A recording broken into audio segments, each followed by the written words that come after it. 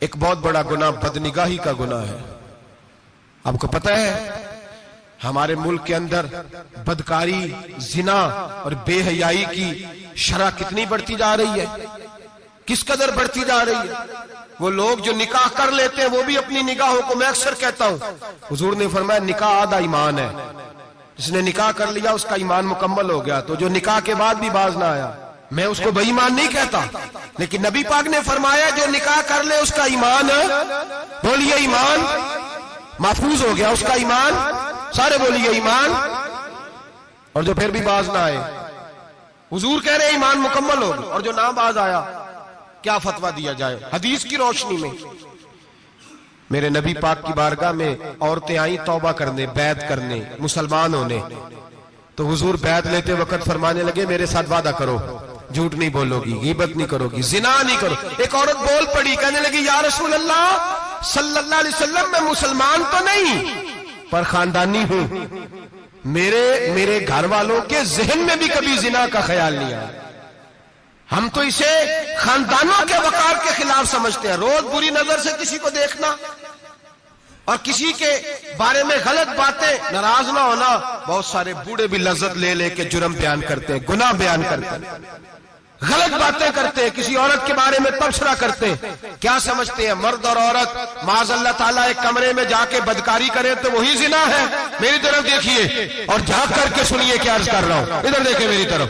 نبی پاک صلی اللہ علیہ وسلم نے فرمایا زنا زبان کا بھی ہوتا ہے، زنا کان کا بھی ہوتا ہے، زنا آنکھ کا بھی ہوتا ہے. حضور کس طرح فرمایا جس نے گند دیکھا اس نے آنکھ کا زنا کیا، جس نے لذت لے کے سنا چپ نہیں کرایا، پوری بات سنی، وہ بھی زانی ہے. اور جس نے گندی بات بولی وہ منہ کا زانی ہے، جس نے گند سوچا وہ دماغ کا زانی ہے. اور زانی کو سب سے پہلی سزا اللہ یہ دیتا ہے کہ سجدے کی لذت چھین لیتا ہے، عبادت کا سرور چھین لیتا ہے، اس کا نماز میں دل نہیں لگتا. قرآن میں سب سے پہلی سزا اسے اللہ اپنے دروازے سے دور کر دیتا ہے. بھائیو آج ہمارے سجدے بے کیف ہیں، آج لوگ غلط جگہ پہ گھنٹوں بیٹھے رہتے ہیں. مسجدوں میں لوگوں کے دلوں کو گھبراہٹ ہوتی ہے، لوگ بھاگتے ہیں. میرے نبی پاک نے فرمایا تو نظر کو پاک کر لے، اللہ تیری عبادت میں لذت پیدا فرما دے گا. میرے بھائی یاد رکھ لیں اور سن لیں، سب سے کمزور آدمی وہ ہے جس کا ذہن پاک نہیں. سب سے کمزور آدمی وہ ہے جو کردار کا غلط ہے. ایک بات میں نے پڑھی، آپ یقین کریں میرا دل کرے کہ میں آگ لگا دوں اس عنوان کو جس پہ گندگی لکھی جاتی ہے، ان اخباروں کو، ان چیزوں کو جس پہ گند لوگوں کے دلوں میں. وہ انڈیا کی ایک وزیر اعظم عورت گزری تو کسی نے اس سے کہا کہ پاکستان نے تو تمہیں شکست دی ہے، تم جیت نہیں سکے بڑا ملک ہو کے. کہنے لگی کوئی بات نہیں، تھوڑا وقت ٹھہر جاؤ، ہم ان پر تہذیبی یلغار کریں گے، ان کے گھروں میں ننگا ناچ کریں گے، یہ گندی تصویریں دیکھیں گے، یہ گند میں الجھ جائیں گے. اور جو قوم گند میں الجھ جایا کرتی ہے وہ پھر کسی سے لڑنے کی طاقت نہیں رکھتی، اس کے اندر ڈٹ جانے کی ہمت نہیں ہوتی، اس کی غیرت کے جنازے نکل جاتے. دل کرتا ہے جل جائے وہ جل جائے جہاں سے برائی پھیلتی، تباہ ہو جائے وہ علاقے جہاں سے گند ہوتا ہے. لوگ گند کی کمائی کھاتے ہیں، گند کی. ایکٹروں کے ساتھ کھڑے ہو کے فوٹویں کھچاتے ہیں اور گناہ پہ فخر کرتے ہیں. اور گندے لوگ کہتے ہیں اللہ کا فضل ہے ہم گند پھیلا رہے ہیں، ثم معاذ اللہ. لوگ گناہ پہ فخر کرتے ہیں چوکوں چوراہوں میں. محمد بن قاسم آئے ہندوستان پہ راجہ دہر کے مقابلے میں، نوجوان میری طرف دیکھیں اور صحیح ہو کے بیٹھے، خاصے صحیح ہو کے بیٹھے، تقریر نہیں کر رہا، جذبات کا. میرے جذبات سنیں، دل کے پھپولے جل رہے ہیں سینے کے داغ سے. اللہ کی قسم روح کی گہرائی سے بات کر رہا ہوں، وہ بات کر رہا ہوں جو سینہ کہہ رہا ہے کہ پھٹ جائے اور کہنا نہ پڑے. قرآن و حدیث پڑھتے ہیں اور پھر اپنا حال دیکھتے ہیں تو لگتا یہ ہے کہ عذاب قریب آ گیا ہے، لگتا ہے زمین پھٹنے والی ہے، آسمان گرنے والا، لگتا ہے قریب آ گیا ہے سارا کچھ. سمجھے کیا عرض کر یہ بات اگر آپ سمجھ گئے تو قیمت وصول ہو گئی. اس کو سمجھ گئے تو سمجھ لیں آپ کے مزاج کے اندر اللہ نے تبدیلی پیدا کر دی. محمد بن قاسم 18 سال کا جوان، ایک عورت کی عزت پر راجہ دہر ہندو نے حملہ کیا، محمد بن قاسم بچانے آئے. جب ہندوستان آئے فوج تھوڑی تھی، علاقہ تھوڑا تھا، راجہ دہر کی فوج بہت زیادہ، اور پھر اپنا عرب چھوڑ کے یہاں آ کے ہندوستان میں اس کے علاقے میں اس پہ حملہ کرنا، حالات خراب تھے۔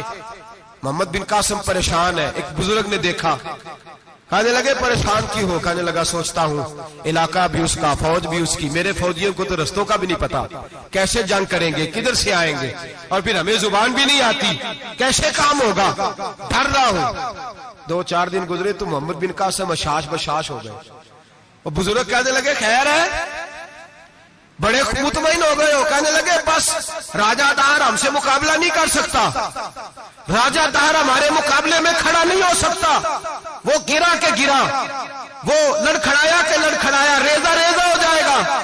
آپ کو کیسے خوشخبری مل گئی؟ کہنے لگے مجھے پتا چلا ہے کہ راجہ دہر ذہن کا گندا ہے، وہ تو چچا کی بیٹی کو نہیں چھوڑتا، ماموں کی بیٹی کو نہیں چھوڑتا، خالہ کی بیٹی کو گندی نظر سے دیکھتا ہے۔ جس کا ذہن گندا ہوتا ہے وہ کسی کا مقابلہ نہیں کر سکتا، ہمیں فتح ہوگی، فتح، وہ گرے گا۔ وہ بزرگ کہتے ہیں میں سمجھ گیا کہ واقعی سے فتح ہوگی۔ آج کشمیر کیوں آزاد نہیں ہو رہا، فلسطین میں آگ کیوں لگی ہوئی ہے؟ مسلمان جب تک ذہن کا گندا ہے کمزور ہے، جب تک ذہن کا ناپاک ہے کمزور ہے۔ حضرت سعد بن ابی وقاص رضی اللہ تعالیٰ عنہ فرمایا کرتے تھے اللہ مسلمان کی مدد اتنی دیر تک کرتا رہتا ہے جتنی دیر تک مسلمان کا ذہن صاف رہتا ہے، کردار پاک رہتا ہے۔ آگ اس لیے معاشرے میں لگی ہے۔ نوجوانوں تم کہتے ہو کامیابیاں نہیں ملتی، اسے کیسے کامیابی مل سکتی ہے جس کا ذہن ہی صاف نہیں؟ وہ کیسے دنیا کی بازی جیت سکتا ہے جس کی نگاہ ہی پاک نہیں؟ وہ کیسے آگے بڑھ سکتا ہے جس کے کردار میں پاکیزگی نہیں؟ اپنے آپ کو پاک کر لو، اللہ ہر مشکل میں تمہاری مدد فرمائے گا، ہر رستے میں تمہاری مدد فرمائے گا۔ اور میں نے کہا جب آدمی ناپاک ہوتا ہے تو رب کریم اس سے عبادت کی لذت چھین لیتا ہے، اور اللہ کی سب سے بڑی سزا یہ ہے کہ کسی کو سجدہ نہ لمبا کرنا دے۔ رب کریم سب سے زیادہ اس سے ناراض ہے جس کو قرآن پاک کے کھولنے کی توفیق نہ ہو۔ سب سے زیادہ رب کریم اس شخص سے ناراض ہے جو اللہ کی بارگاہ میں جھکنے کی لذت چھوڑ جائے۔ میرے نبی پاک سید عالم علیہ السلام کے صحابہ لمبی عبادتیں کرتے تھے، لمبی۔ کسی نے کہا تھا روم کے بادشاہ تھے کہ یہ مسلمان فاتح کیوں ہو جاتے ہیں؟ تو اس نے کہا میں نے مولا علی کے زمانے میں جاسوسی کرائی تھی، پتا کیا تھا کہ ہر میدان میں کامیاب کیوں ہوتے ہیں۔ تو کہتے میں نے دیکھا یہ دن کے مجاہد ہوتے ہیں پر رات کے عابد ہوتے ہیں۔